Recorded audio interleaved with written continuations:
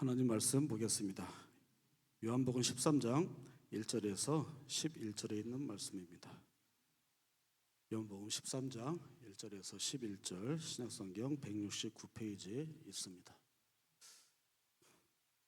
요한복음 13장 1절에서 11절 제가 읽겠습니다.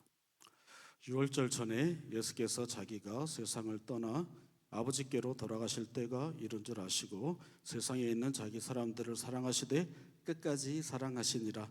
마귀가 벌써 시몬의 아들 가룟 유다의 마음에 예수를 팔려는 생각을 넣었더라. 저녁 먹는 중 예수는 아버지께서 모든 것을 자기 손에 맡기신 것과 또 자기가 아버지께로부터 오셨다가 하나님께로 돌아가실 것을 아시고 저녁 잡수시던 자리에서 일어나 갑옷을 벗고 수건을 가져다가 허리에 두르시고 이에 대야에 물을 떠서 제자들의 발을 씻으시고 그 두르신 수건으로 닦기를 시작하여 시몬 베드로에게 이르시니 베드로가 이르되 주여 주께서 내 발을 씻으시나이까? 예수께서 대답하여 이르시되 내가 하는 것을 네가 지금은 알지 못하나 이후에는 알리라. 베드로가 이르되 내 발을 절대로 씻지 못하시리이다. 예수께서 대답하시되 내가 너를 씻어주지 아니하면 내가 나와 상관이 없느니라. 시몬 베드로가 이르되 주여 내 발뿐 아니라 손과 머리도 씻어 주옵소서. 예수께서 이르시되 이미 목욕한 자는 발밖에 씻을 필요가 없느니라. 온몸이 깨끗하니라. 너희가 깨끗하나 다는 아니니라 하시니 이는 자기를 팔 자가 누구인지 아심이라. 그러므로 다는 깨끗하지 아니하다 하시니라. 아멘. 여러분 반갑습니다. 오늘은 본문의 말씀을 가지고 광야에서라는 말씀으로 함께 은혜를 나누도록 하겠습니다. 우리는 모두 하나님의 자손들입니다. 우리 모두 하나님의 자손이기 때문에 하나가 돼서 함께 사랑하고 함께 격려하고 함께 돌봐주고 살아가야 합니다. 그런데 어떤 한 공동체에서도 그렇게 항상 사랑하고 살아야 하는데 그것이 참 쉽지가 않습니다. 많은 사람 중에 어떤 사람은 평안하고 어떤 사람은 평안하지 않는 그런 경우도 있습니다. 항상 모두가 다 평안하면 좋겠지만 그렇지 않습니다. 왜냐하면 세상에서 방해하는 세력들이 참 많이 있습니다. 오늘 본문에도 예수님께서 마귀를 언급하셨듯이 마귀가 우리를 그냥 살게 놔두질 않습니다. 또 그로 인해서 나타나는 죄가 우리를 하나 되게 하지 못합니다. 아담과 하와가 죄를 지어서 에덴 동산에서 쫓겨납니다. 그리고 늘 하나님과 대화하고 하나님과 늘 교통하고 살았는데 하나님과 함께는 에덴 동산에서 쫓겨났습니다. 하나님이 없는 그곳, 하나님과 함께하지 못하는 그것이 곧 광야입니다. 이 사람들이 광야에서 살아갑니다. 창세기 4장 7절에 보면은 중간에 이런 말이 있습니다. 하나님께서 가인이 화가 난 모습을 봤습니다. 왜냐하면 가인의 제사는 받지 않고 아벨의 제사는 받아주셨거든요. 가인이 화가 났습니다. 그때 하나님께서 가인에게 말합니다. 죄가 문에 엎드려 있느니라 그럽니다. 이 죄가 문에 엎드려 있다는 것은 문은 문턱을 말합니다. 그러니까 이쪽도 아니고 이쪽도 아니고 그 가운데 서 있는 그 문턱, 죄가 문턱에 서 있다. 죄가 엎드려 있다 이야기합니다. 죄가 엎드려 있는 그곳, 그것이 곧 광야입니다. 이 광야에서 가인은 잘 살지 못하고 살인을 합니다. 자기 동생을 죽입니다. 그래서 광야에서 유리하는 생활을 하게 됩니다. 하나님이 없는 곳, 하나님의 뜻대로 살지 못하는 곳이 광야입니다. 우리도 살아가는 가운데에서 하나님과 멀어지고 하나님과 단절됐을 때 곧 그 자리가 우리의 광야가 될 수 있습니다. 그 광야에서 우리는 참 힘들게 살아갈 때가 많이 있습니다. 그런데 또 좀 위로받을 것은 구약에 아주 훌륭한 사람들이라도 언제나 평화롭게 살지 못하고 광야 같은 생활을 하는 사람들도 참 많이 있습니다. 그 중에 한 사람이 요나 선지자입니다. 예언자입니다. 일상에서 하나님께서 직접 말씀하십니다. 늘 하나님과 함께 있습니다. 하나님의 음성을 늘 듣습니다. 하나님과 늘 합니다. 일상에서 하나님의 특권 의식도 있죠. 하나님의 백성이죠. 자존감도 높습니다. 그리고 하나님의 선택을 받았다는 그런 자부심도 있습니다. 나는 좀 괜찮은 사람이고 특별한 사람이야 하는 겁니다. 뭐 그럴 만도 하죠. 하나님께서 수시로 말씀하시니까. 여러분, 하나님께서 여러분들에게 수시로 말씀 막 하세요? 굉장한 힘입니다. 그런데 어느 날입니다. 어느 날 요나에게 하나님께서 말씀하십니다. 요나서 1장 2절에 보니까 너는 일어나 저 큰 성읍 니느웨로 가서 그것을 향하여 외치라. 그 악독이 내 앞에 상달되었음이니라 합니다. 느닷없이 아무 예고 없이 하나님께서 요나에게 니느웨, 아수르의 수도 니느웨에 가서 말씀을 전하고 합니다. 왜냐하면 악독이 내 앞에 상달되었다 합니다. 그래서 그들에게 돌이키라고 말씀을 전하라고 합니다. 요나는 생각합니다. 마음에 아니 하나님께서 어떻게 하나님의 백성인 우리를 괴롭히는 사람들을 사랑하시나?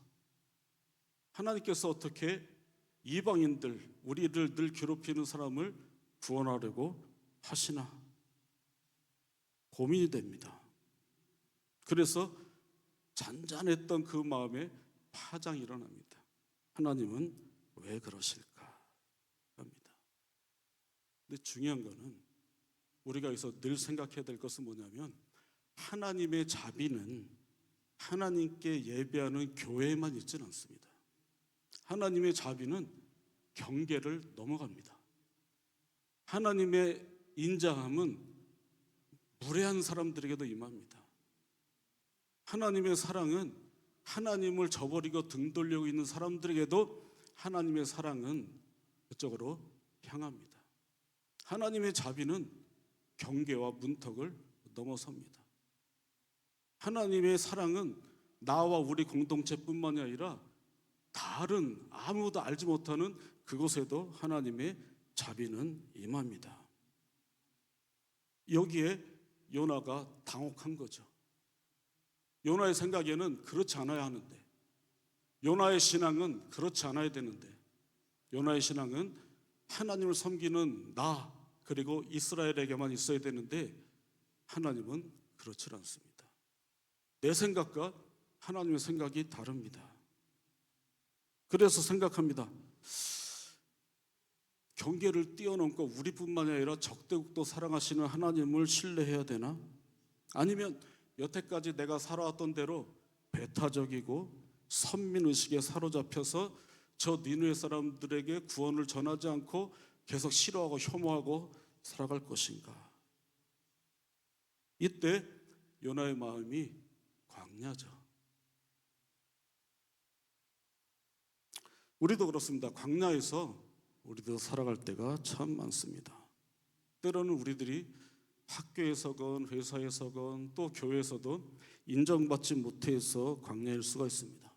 좀 아까도 말했지만 요나처럼 하나님의 뜻이 내 뜻과 다를 때 우리는 광야가 될 수도 있습니다. 또 돈 문제가 해결되지 않을 때 참 힘듭니다.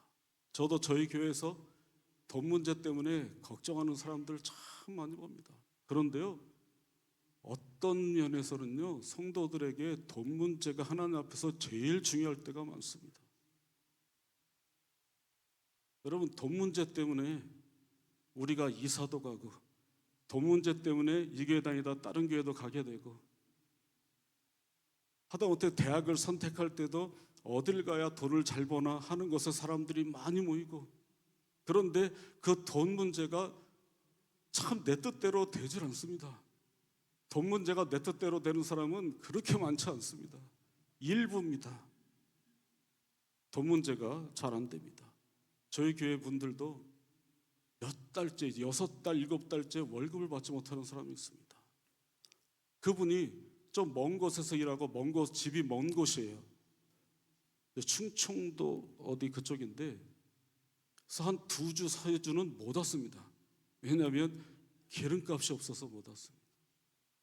이렇게 돈이 없어서 기름값이 없으면 교회 오기도 힘듭니다. 돈 문제 때문에 넘어지는 사람 많습니다. 당장 돈 내라고 채권하는 전화 받고 내용 증명 우리 집에 떨어지고 하면은 그때 그 사람의 마음은 광야입니다. 하나님을 향한 마음이 싸늘하게 식어질 때도 굉장히 많습니다. 나와 자식들의 진로 문제도 마찬가지입니다. 또 살아가는 가운데 사랑하는 사람과 이별할 때도 많이 있습니다. 이때 우리는 정답은 알죠. 요나도 정답은 알죠. 그런데 요나는 정답대로 하지 않습니다. 하나님의 뜻과 정반대로 갑니다. 그래서 니느웨가 여기 있으면은 이쪽 다시스로 가게 됩니다. 자비보다는 내 민족성을 생각을 합니다. 니느웨보다는 다시스로 갑니다. 하나님의 은혜가 악인에게 향하는 것을 참지 못하고 분노합니다. 다시스로 가는 배를 탔습니다. 그 배에는 요나랑 많은 이방인들이 있습니다. 배를 탈 때는 화창하고 참 좋았겠죠. 요나는 하나님 앞에 숨어서 반대편으로 가면서 배에서도 제일 밑에 내려가서 잠을 잡니다. 그런데 요나뿐만이 아니라 이방인들이 있습니다. 하나님을 알지 못하는 사람들이 있습니다. 그런데 그 배에 바람이 붑니다. 배가 흔들립니다. 요나 또 다른 광야가 시작이 됐습니다. 근데 문제는 요나가 아니라 요나 때문에 고통당하는 배를 탄 사람들입니다. 요나가 하나님의 뜻대로 살지 않고 또 다른 광야로 나아갔을 때 그 한 사람만 당하면 괜찮지만 그 한 사람 때문에 수많은 배 탄 이방 사람들이 같이 고통을 당합니다. 지금 미국하고 이란, 이스라엘이 전쟁하지만 그 사람들끼리 막 치고받지만 문제는 우리들도 고통당하고 있습니다. 저도 요즘에 교회 갈 때 차 안 갖고 다닙니다. 전철 타고 다닙니다. 저 사람들 때문에 저한테도 영향이 있습니다. 마찬가지로 요나가 하나님의 뜻에 반해서 반대편으로 갔을 때 이 같이 탄 사람들은 무슨 죄라고 그 사람들도 고난에 직면해 있습니다. 그 사람들도 광야에 서 있습니다. 요나랑 다르게 이방인들은 자기 신들에게 막 기도합니다. 자기 신들에게 살려달라고. 그러나 요나는 배 밑에서 잠을 자고 있습니다. 이방인들은 외치는데 요나는 침묵합니다. 이때 그 배에 선장이 내려와서 요나에게 한마디 합니다. 다른 많은 말이 있지만 요나에게 가서 그럽니다. 그럽니다. 쿰. 이 말은 뭐죠? 예수님께서도 죽은 소녀에게 말하죠. 달리다 쿰, 일어나라. 똑같습니다. 이방인 선장이 요나에게 쿰 합니다. 일어나라. 꼭 요나는 예수님 앞에 죽어있는 어린 아이 같습니다. 선장이 물어봅니다. 너 누구냐? 할 때 나중에는 설명하지만 맨 처음에 하는 얘기가 뭐냐면 나는 시브리 사람이요 합니다. 그러니까 자기의 민족성이 앞섭니다. 내 민족이 니느웨보다 좋아야 되고 니느웨는 고난당해도 시브리는 고난당하면 안 된다 하는 배타적인 선민의식이 있습니다. 민족적 의식이 있습니다. 하나님의 사람이요 하면 좋겠는데 맨 마지막에 그 이야기를 합니다. 결국 요나가 제비 뽑힙니다. 바다에 던져집니다. 근데 참 재밌는 거는 선원들에 의해서 제비 뽑힌 요나가 바다에 던져지는데 이미 하나님께서 그 배를 향해서 바람도 던졌다 그럽니다. 똑같은 말입니다. 선원들이 요나를 던진 것과 그 이전에 요나를 던지게끔 만든 원인을 하나님께서 던졌습니다. 뭐냐면 우리는 하나님 앞에서 도망가려고 노력해도 도망갈 수가 없다는 이야기입니다. 선원들이 던지기 전에 하나님께서 이미 바람을 던졌습니다. 하나님의 폭풍이 있습니다. 그 폭풍은 요나를 계속 추적합니다. 하나님께서 계속 추적합니다. 여러분, 하나님께서 여러분들에게도 그렇습니다. 여러분들도 잘 아시지만 프란시스 톰슨이라는 사람의 그 책도 있잖아요. 제목이 뭐죠? 천국의 사냥개. 천국의 사냥개.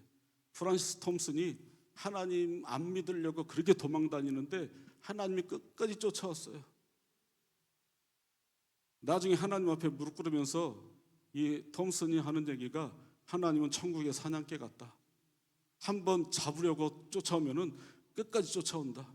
하나님은 여러분들을 사랑하시기 때문에 비록 여러분들이 하나님께 등 돌리기 있어도 하나님은 끝까지 여러분들을 쫓아가십니다. 요나에게도 마찬가지입니다. 요나가 반대편으로 가고 배 밑에 숨어 있어도 하나님은 끝까지 쫓아가십니다. 그건 뭐냐면 하나님이 요나를 끝까지 사랑한다는 이야기입니다. 마찬가지로 하나님은 여러분들을 끝까지 사랑하십니다. 사람은 끝까지 사랑하지 못하지만 하나님은 여러분들을 끝까지 사랑합니다. 그것이 하나님의 인자입니다. 언약적 사랑입니다. 하나님은 여러분들을 끝까지 사랑하십니다. 결국 니느웨로 물고기 뱃속에서 토해집니다. 결국 요나는 하나님의 말씀을 전합니다. 그런데 열심히 전하지 않습니다. 니느웨의 거리가 3일 길을 걸어야 됩니다. 그런데 하루만 걷습니다. 하루만 걷고 다른 얘기하지 않고 히브리 단어로 딱 6마디 합니다. 6마디. 그게 뭐냐면 40일이 지나면 니느웨가 무너지리라, 요 얘기밖에 안 합니다. 40일이 지나면 니느웨가 무너지리라, 이거 한마디밖에 없습니다. 그러니까 뭐냐면 대충 아직도 요나는 일시적으로 하나님께 그냥 억지로 토해져서 말씀을 전하고 있어요. 근데 6마디. 그런데 하나님은 재앙을 내리지 않습니다. 그건 뭐냐면 하나님은 이스라엘의 적대자들까지도 끝까지 사랑하십니다. 근데 반면에 요나는 그 말씀을 전하고 이제 재앙이 떨어지겠지, 불이 떨어지겠지 하고 높은 데서 박넝쿨 밑에서 시원하게 바라봅니다. 요즘에도 이스라엘이 하마스나 어디랑 전쟁할 때 또 이스라엘의 그 영토 안에 그 사람들의 그 팔레스타인 사람들의 거주지가 있을 때 가끔 이스라엘 사람들이 폭격을 합니다. 그러면 높은 데 테라스에 이스라엘 사람들이 앉아가지고 차 마시면서 그거 구경합니다. 그리고 딱 맞추면 좋아합니다. 사람들은 그렇습니다.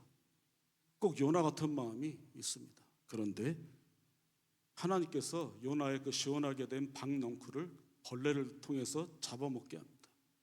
시원한 그늘이 없어집니다. 시원한 그늘이 없어지니까 요나가 하나님 앞에 불평을 합니다.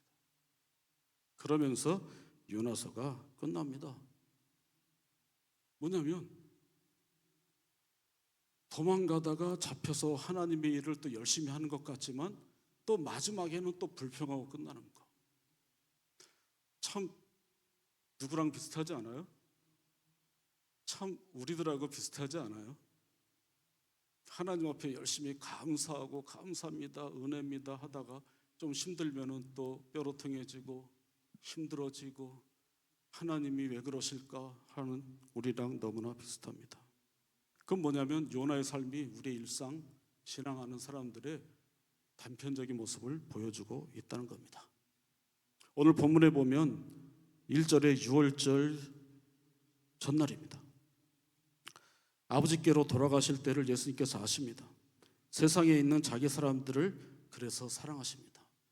그런데 요나를 하나님이 끝까지 사랑하시듯이 예수님께서 제자들을 끝까지 사랑하십니다. 그래서 끝까지라는 것은 목적을 이룰 때까지 예수님께서 제자들을 사랑하신다는 겁니다. 이제 예수님은 아신 거죠. 내일이면은 십자가에 못 박히셔야 됩니다. 예수님은 성자 하나님이시지만 우리랑 똑같은 인성을 가지고 정말 고통 중에 하나님 앞에 기도했습니다. 겟세마네 동산에서도 이 잔을 좀 물리면 안 되겠냐고 하나님 앞에 기도합니다. 피와 땀을 쏟으면서 기도할 때 너무나 힘들어하셨습니다. 시편 22편에서 기자가 하나님 앞에 외쳤던 것을 그대로 예수님께서 절규하듯이 따라하면서 고난을 당합니다. 그 십자가에 달리기 하루 전날입니다. 그런데 제자들을 바라보니까 어떨 때는 베드로가 정말 예수님 앞에 신앙 고백합니다. 주는 그리스도시요 살아계신 하나님의 아들입니다. 하지만 앞으로 될 일을 보니까 베드로의 그 모습도 믿op지 않은 거예요. 결국에는 나중에 예수님을 3번이나 부인하잖아요. 제자들 너무나 안타까운 거죠. 6월절 전날이에요. 예수님께서 안타까운 거죠. 그 이전에 예수님의 제자들이 그럽니다. 주여, 하나는 주의 우편에 하나는 주의 좌편에. 또 세베대 어머니도 그렇게 얘기합니다. 세베대 아내 야고보와 요한의 어머니도 주여, 우리 아들이 하나는 주의 우편에 하나는 주의 좌편에. 서로 섬기고 하기보다는 서로 높아지려고 하는 그런 모습. 그때 당시에 로마나 지금의 세상과 똑같습니다. 더 높아지기를 원하고 더 잘되기를 원하고 거기에 사로잡혀 있습니다. 또 예수님을 따르는 많은 대중들도 마찬가지입니다. 예수님께서 이 땅에 오신 그 이유를 잘 모르고 있습니다. 그저 예수님이 능력이 많으시고 죽은 자도 살리시고 권능이 많으시기 때문에 말씀 한마디로, 때로는 손짓 하나로 로마 군대를 무너뜨리고 로마의 왕이 되시고, 베드로는 주의 우편에 누구는 주의 좌편에, 이 생각으로 제자들도 꽉 차 있는 거예요, 머리에. 그러니까 로마 사람들이나 대제사장이나 이방인들이나 예수님의 제자들이나 다 똑같은 거예요. 바라보는 것이 이 땅 속에서 정말 한 자리, 높은 자리 차지하려는 그 마음이 가득해 있는 거예요. 그런데 예수님은 그 사람들을 끝까지 사랑하시는 거예요. 이게 쉽지 않은 거예요. 왜냐하면 참 아쉽고 실망되고 내가 이 제자들을 믿어야 되나 하는데도 예수님은 끝까지 사랑하신다. 좀 믿op지 못한데 끝까지 사랑한다는 것이 참 쉽지 않거든요. 그렇잖아요. 회사에서 일을 할 때 밑에 직원에게 일을 맡겼는데 믿op지 않아요. 여태까지 했던 것으로 볼 땐 잘 해낼 것 같지는 않아요. 분명히 실패할 것 같아요. 그러면 회사에서 어떻게 하죠? 자르죠. 예수님은 그 부족한 제자들을 예수님께서는 끝까지 사랑하십니다. 그런데 2절에 그런데 가룟 유다, 이 가룟 유다에게 마귀가 예수님을 팔 마음을 넣어줬다 그럽니다. 가룟 유다는 일시적으로 예수님을 따른 사람이에요. 그런데 예수님은 끝까지 사랑하세요. 누구까지요?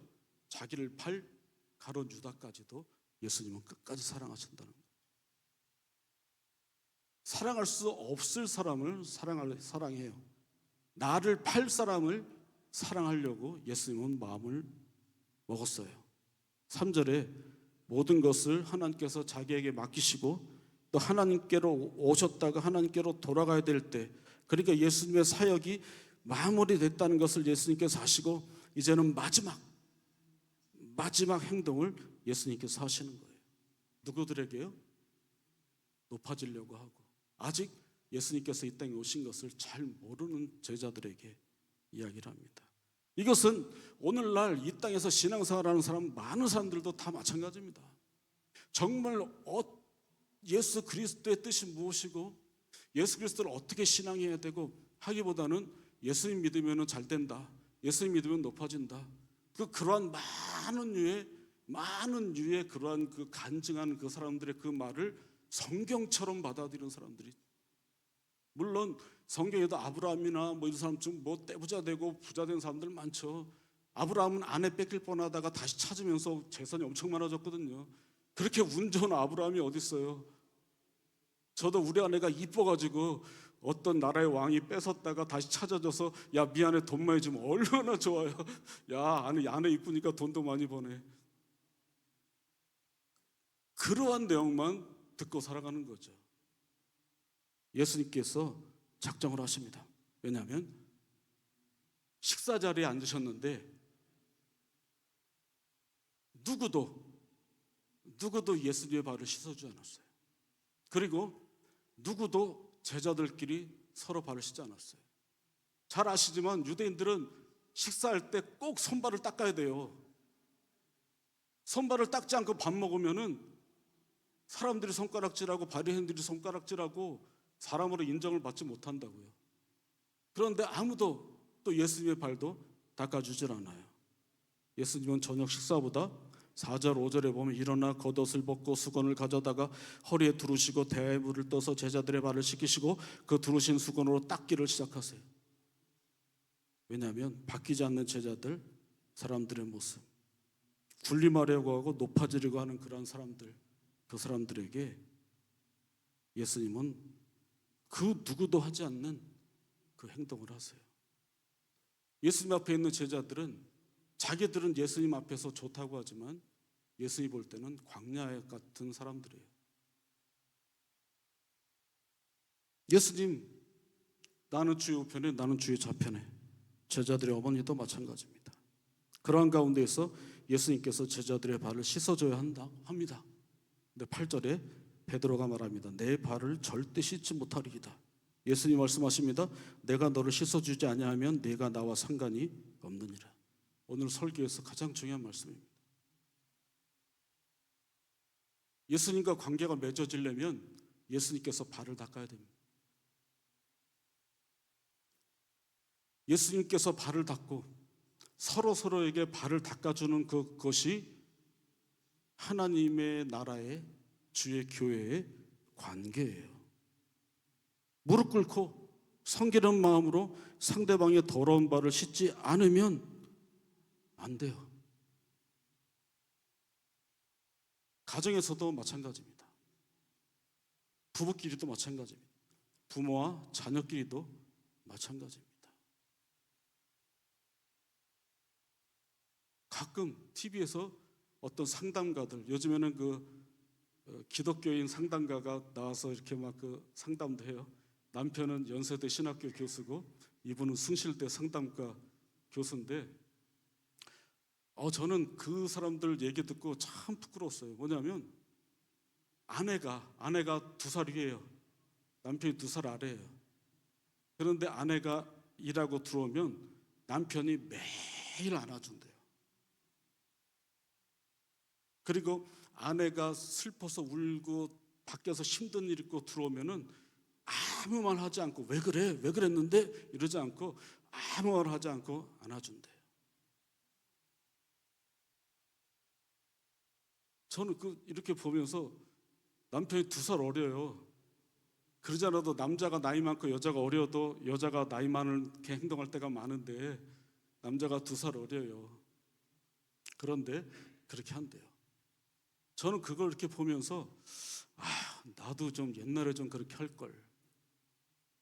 나도 옛날에 좀 아내 발 매일 형식적으로 닦아주는 건 그렇지만 좀 다리도 주물러주고 어깨도 주물러주고 어떻게 요구하면은 그거 왜 그러면 안 돼 이러기보다는 그래 그렇게 하지 뭐 왜 그렇게 못했을까. 정말 천추한이 됩니다. 왜 그렇게 못했을까. 그리고 부모와 자식 간에도 관계가 막 나오잖아요. 보니까 세상에 부모와 자식 간의 관계가 좋은 사람보다 관계가 나쁜 관계가 훨씬 많더라고요. 특히 아버지랑 아들이 서로 말 안 하는 가정이 엄청나게 많습니다.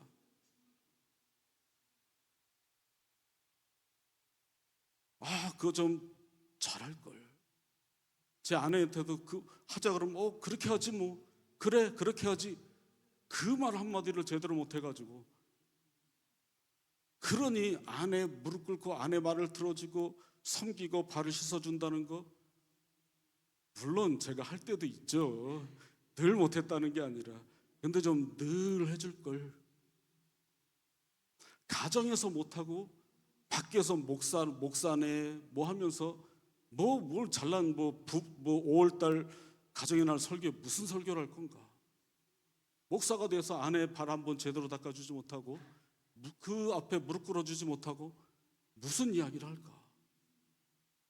그 말에 성도들이 설교를 듣고 은혜를 받을까? 정말 그렇습니다. 자식한테도 마찬가지죠. 그리고 형제 남매끼리도 마찬가지죠. 정말 바라기는 제일 위에 있는 사람이, 형제 자매에서 좀 제일 위에 있는 사람이 제일 낮게 와주면 그것이 가장 좋은 건데, 유교가 국교였던 우리나라에서는 있을 수가 없는 일이죠. 있을 수가 없는 일이죠. 나라끼리도 마찬가지입니다. 나라끼리는 힘이 세다고 약한 나라를 무너뜨리고 때리고 전쟁하고 이러면은 안 됩니다. 근데 거기에 하나님의 이름이 붙었을 때는 정말 심각합니다. 지금 미국하고 이란하고 전쟁을 하는데 저는 그 뉴스 내용을 보고 깜짝 놀랐어요. 밑에 미국의 피트 헤그세스라는 국방부 장관이 자기 기도 내용을 기자들 앞에서 기도 내용을 이렇게 얘기했어요. 뭐냐면 우리 병사들이, 그러니까 미국 군인들이 자비를 베풀 가치가 없는 자들을 향해 압도적인 폭력을 가하기를 기도합니다. 모든 총알이 적에게 명중하게 해 주십시오. 위대하고 강력한 예수 그리스도의 이름으로 담대한 확신을 가지고 기도합니다.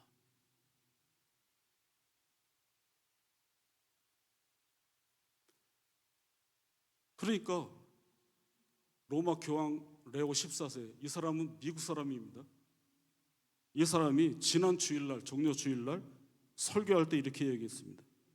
평화의 왕이신 예수는 전쟁을 벌이는 이들의 기도를 듣지 않으십니다. 그 기도를 거부하실 것입니다. 우리의 하나님이십니다. 평화의 왕이신 예수님, 전쟁을 거부하시는 하나님, 누구도 전쟁을 정당화하는 데 이용할 수 없는 하나님이십니다. 그분은 전쟁을 일으키는 자들의 기도를 듣지 않으십니다. 예수님은 무장하지도 않았고 자신을 방어하지도 않았습니다. 어떠한 전쟁도 예수님은 치르지 않았습니다. 평화의 왕이신 예수가 전쟁으로 상처를 입은 사람들을 도우시고 화해의 평화의 구체적인 길을 열어주시길 기도합니다. 그들을 때리는 자들의 손에 피가 가득하도다. 이렇게 설교할 때 이러한 얘기를 했습니다. 특히 하나님의 이름으로 누구를 죽이고 파괴하는 일은 있을 수가 없습니다. 이거는 모든 나라 관계에서 정말 그렇죠. 그런데 세상은 하나님의 이름으로 서로 다른 기도를 하고 있습니다. 회사에서도 여러분들의 관계에서도 마찬가지입니다. 정말 중요한 거는 교회입니다. 왜냐하면 이 자리가 교회이기 때문에요.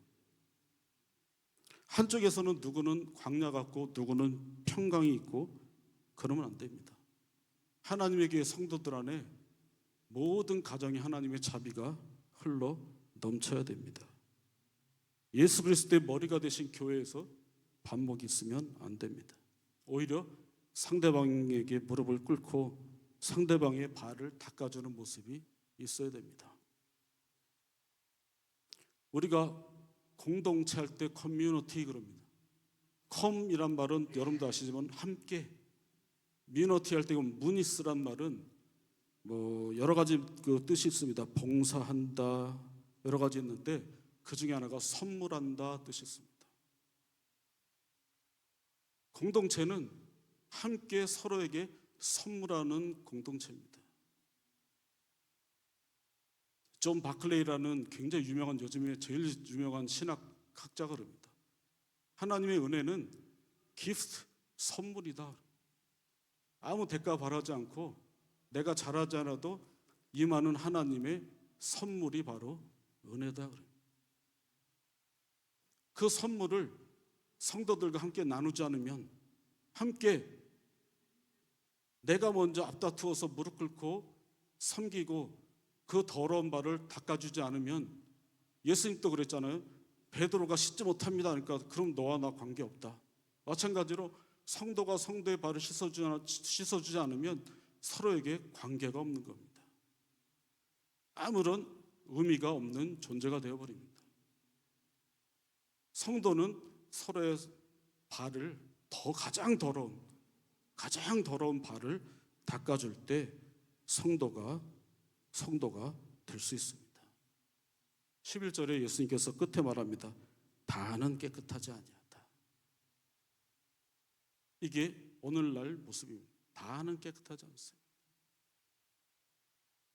우리가 읽지 않았지만 14절에 너희도 서로 발을 씻어주는 것이 옳으니라 그럽니다. 예수님께서. 이 말은 뭐냐면 너희가 서로 발들을 씻어주는데 빚지고 있다 이 말입니다. 헬라어로.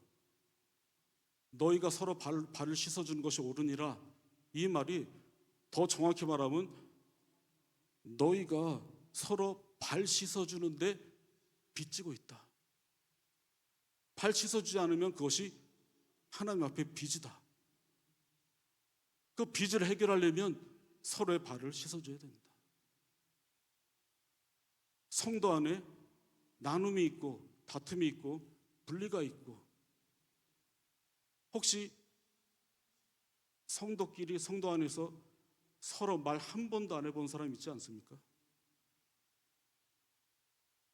저분이 무슨 어려움이 있고 고민이 있고 어떻게 헤아려야 되고 어떻게 찾아가서 뭘 해야 되고 그런 생각 많이 나십니까? 서로의 발을 씻어주지 않으면 관계가 없습니다. 내가 낮아지고 무릎 꿇고 닦아주지 않으면 관계가 없습니다. 서로 상관없는 사람이 됩니다. 이 장소 안에 함께 있어도 누구는 평강이고 누구는 광야입니다. 정현종이라는 시인이 있습니다.